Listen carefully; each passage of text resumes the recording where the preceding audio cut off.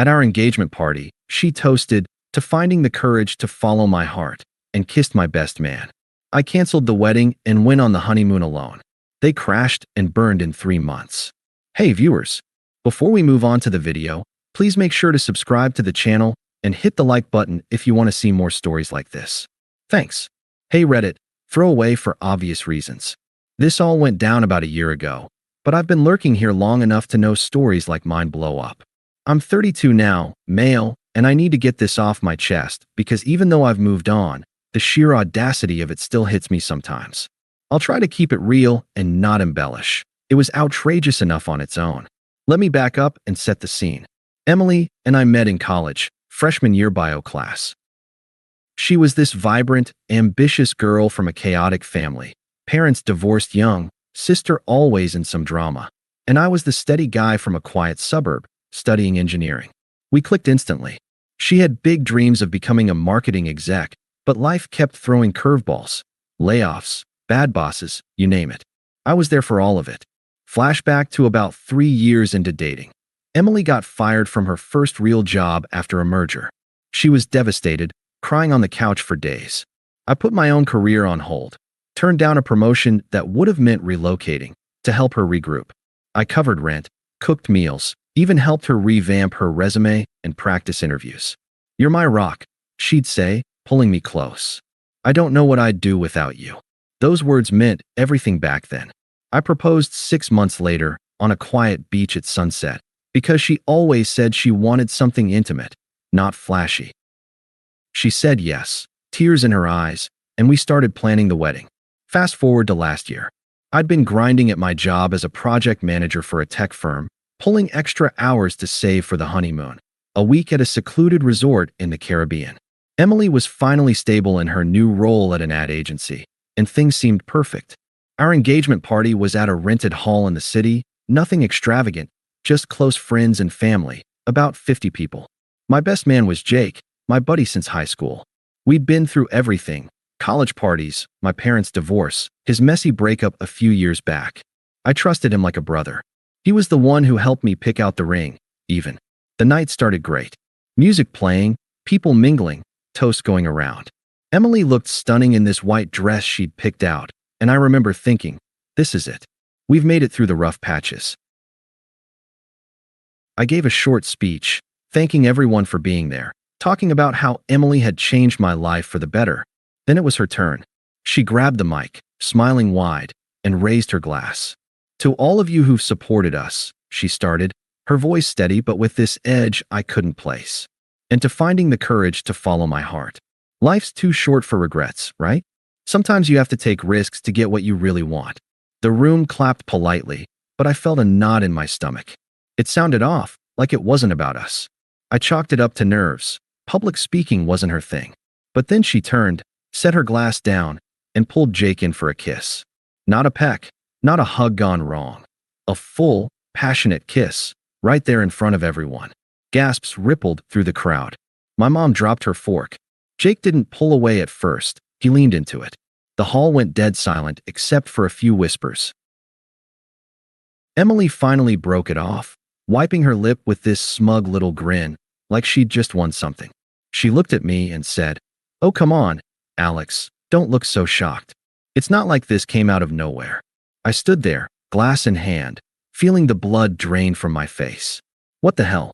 My mind raced back to little things I'd ignored. Late nights at work she shared with Jake. He was in sales for the same agency.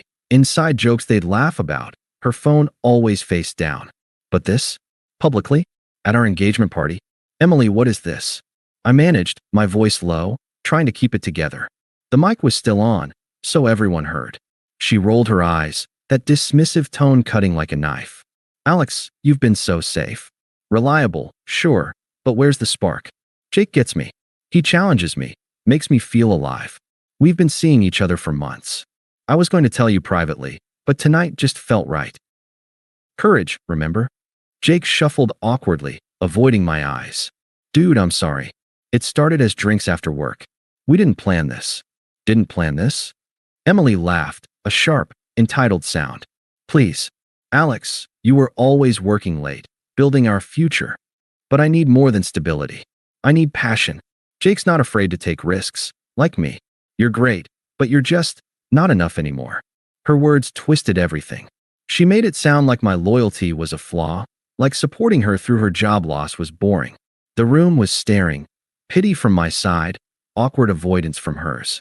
Her sister, Mia, smirked from the corner, like this was entertaining. My aunt whispered something, but I didn't hear it. The betrayal wasn't just the affair. It was the cruelty, the public spectacle, turning what should have been our night into her stage. I set my glass down carefully, not slamming it. My hands were steady, even if my heart was pounding. I see, I said flatly. No yelling, no pleading. I turned and walked out, past the stunned faces, into the cool night air. Behind me, I heard Emily call, "Alex, wait. We can talk about this." But I didn't stop. That was the last time I spoke to her that night. The drive home was a blur. I got back to our apartment, my apartment, technically, since it was in my name, and sat on the couch in the dark. The ring box from the proposal was still on the shelf, a reminder of that beach moment. How had I missed the signs? I'd sacrificed weekends, date nights, even a chance to travel for work, all to be there for her.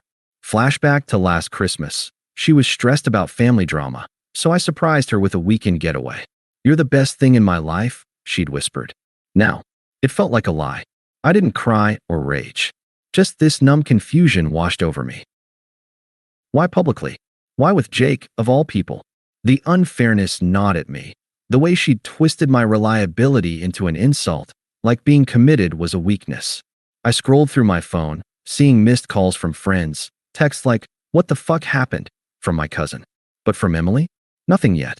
Jake sent one. "Man, call me. We need to talk." I deleted it. By morning, the shock settled into resolve. I called the wedding planner first, canceled everything. Venue, flowers, band. Most deposits were lost, but the honeymoon tickets? Non-refundable, booked in my name. I stared at the confirmation email, 7 days in paradise. Why not? I thought. She'd always said it was her dream spot, but now it would be mine. Alone. I packed a bag methodically, no rush, no drama. Her stuff? I boxed it up neatly and left it by the door. Then I changed the locks, just in case. Mutual friends started reaching out. I kept responses short. "It's over. Appreciate the concern." No bad-mouthing, no details. Let them figure it out. That afternoon, my phone rang. Emily. I answered, figuring one conversation for closure. No point in ghosting yet. "Alex, thank God you picked up," she said, her voice a mix of relief and defensiveness. Last night was intense. I didn't mean for it to go down like that. Intense. I echoed, keeping my tone even. I was in the kitchen, pouring coffee, acting like this was a normal chat. "Look, Jake and we connected at work. You were always so focused on the long term, saving every penny. It's admirable, but I felt trapped. Like, life's too short, you know?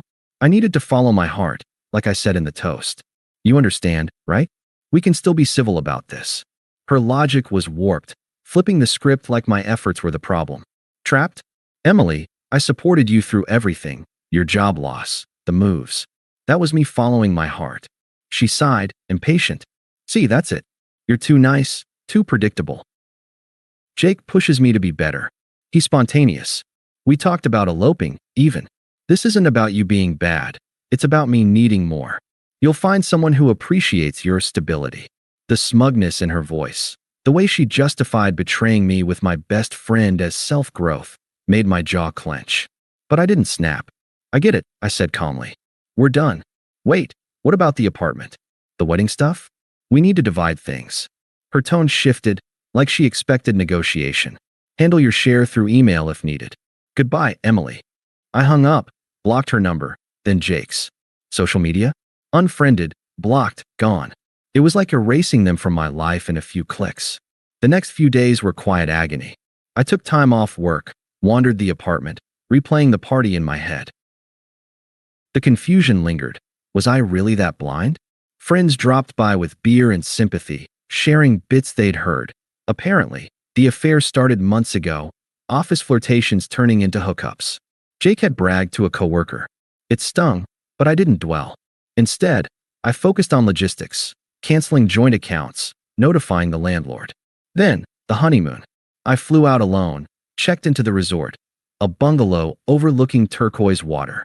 The first day, I sat on the beach, staring at waves, feeling the weight of it all. This was supposed to be a celebrating, but solitude hit different. I hiked trails she'd have hated, snorkeled reefs, read books I'd put off. Mornings were coffee with ocean views, evenings, stargazing. No phone notifications, no drama. By day 3, the confusion faded into clarity. I dodged a lifetime of her manipulations. I'm free, I realized one sunset. No more walking on eggshells around her moods or family's toxicity. Back home, I threw myself into routine, gym, work projects, even started a side hustle in app development I'd shelved for her. Friends rallied, barbecues, game nights. Jake and Emily, out of sight, out of mind. I heard whispers they were together officially, posting couple pics online. Let them. I was rebuilding, one steady step at a time. It was about 3 months after I got back from the honeymoon when the whispers turned into facts. I kept my head down, focusing on work and my new routines, hitting the gym at dawn, diving into that app side project, even joining a hiking group to fill the weekends. Friends would drop hints during hangouts. Heard from mutuals that things aren't going great for Emily and Jake. I didn't pry, didn't need the details to feel the shift. But eventually, it all came out, piece by piece, like a bad movie unraveling. Turns out, they're passionate. Relationship crashed fast. It started with paranoia. Since they both cheated to get together, neither trusted the other. Jake accused her of flirting with coworkers. She found texts on his phone from an ex. Fights escalated, spilling into work. Emily's ad agency had a strict no-drama policy, and when a colleague reported their blowout in the break room, yelling about who cheated first, she got put on probation. Jake, being in sales, charmed his way out at first, but the tension tanked their performance. Mutual friends bailed. Most sided with me after hearing the full story, cutting them off from barbecues and group chats. Her family? They enabled it, of course. Mia posting shady memes online about true love winning. But even they couldn't spin the mess. Then Emily got fired. A big client pulled out after hearing office gossip tied to her, and that was that. Broke and isolated, she started reaching out. First, through email since I'd blocked her phone. A long one titled, "We Need to Talk," full of excuses. I ignored it. Then text from a new number, voicemails piling up. Her desperation ramped up quick, and soon her toxic circle got involved. It was like watching a script flip, from smug cheater to frantic ex. The first real attempt came via text, about a week after her firing. My phone buzzed during a work meeting. I checked later. "Alex, it's Emily. I know you're mad, but please hear me out. Jake and I, it was a huge mistake. He turned out to be controlling, jealous all the time. We broke up last month. I lost my job because of the stress. Can we meet? I miss what we had." I didn't respond. A day later, another. "Come on, don't be like this. Remember how I supported you through your parents' divorce? We were good together. Let's grab coffee and talk it out." Still nothing from me. That's when she escalated, showed up at my apartment one evening, banging on the door. I was inside, cooking dinner, and froze for a second. But I opened it, keeping the chain on. "Alex," she said, eyes red like she'd been crying. Her hair was messy, clothes rumpled, not the polished Emily from the party. "Thank God you're home. Let me in. We need to fix this." "Fix what?" I asked flatly, arms crossed. She pushed forward, voice cracking. "Us. Jake was a rebound, a stupid fling. I was confused, okay? You were always so focused on the future, it made me feel stuck. But now I see. You were right. Stability is what I need. I've learned my lesson. Please, take me back. I'll make it up to you." Her words echoed her old justifications, but now twisted into pleas. I saw the hypocrisy, blaming me then, needing me now. "Emily, you followed your heart. Remember? Life's too short." She faltered, then got defensive. "Don't throw that in my face." I was emotional that night. Jake manipulated me into it. "You're better than this, better than him. Let's start over. I still have feelings for you." "No," I said simply. "We're done." I closed the door, locked it. She pounded a few more times, yelling, "Alex, open up. This isn't fair." Then she left. But it didn't stop. Next came her family. Her mom called from a blocked number. Must have gotten my work line somehow. "Alex, this is Karen. Emily's a wreck because of you. She told me everything. You can't just ghost her after all those years. Be a man and forgive her. Everyone makes mistakes. I kept it brief. Karen, this isn't your business. Goodbye. Hung up. Then Mia, her sister, texted, "Hey asshole. Emily's crying nonstop. You think you're so superior, walking away like that? Jake was a dick, but you're worse for ignoring her. Family sticks together. Call her back, or you're trash." I blocked that too. Emily's attempts peaked a week later with a frantic voicemail. "Alex, why won't you answer? I need help. Rent's due, and I'm crashing on Mia's couch. Jake left me with nothing. You owe me after how I stood by you. This silence is cruel. If you don't respond, I don't know, but you're heartless." Her voice cracked into anger by the end, revealing the real her, entitled, manipulative. No remorse, just demands. I deleted it, feeling nothing but confirmation. This is why I left. Friends confirmed the fallout. She was alone, job hunting fruitlessly, reputation shot. Karma didn't need my help. It handled itself. Update, 1 year later. Reddit, if you're still following, I posted this a while back, and the comments were wild. NTA, dodge that bullet. All that. Well, here's the closure. It's been over a year now, and I've leveled up in ways I never expected. That app side project? It took off. I quit my job to run it full-time, hired a small team, even moved to a bigger place with a view. Gym routine stuck. I'm in the best shape of my life. Dating? Casually, nothing serious yet, but I've met people who value loyalty without the drama.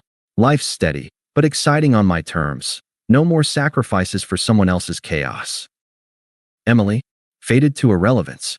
I hadn't thought about her in months until last week. I was at a coffee shop downtown, grabbing a latte before a meeting when she walked in. She spotted me immediately, froze, then approached with this forced smile. Looked rough, tired eyes, same rumpled vibe from before. "Alex? Wow, small world," she said, voice shaky. "You look great. Can I sit? Just for a minute?" I nodded once, sipping my coffee. No warmth, just politeness. "What do you want, Emily?" She sat, fidgeting. I wanted to apologize. For real this time. The party, Jake, everything. It was the biggest mistake of my life.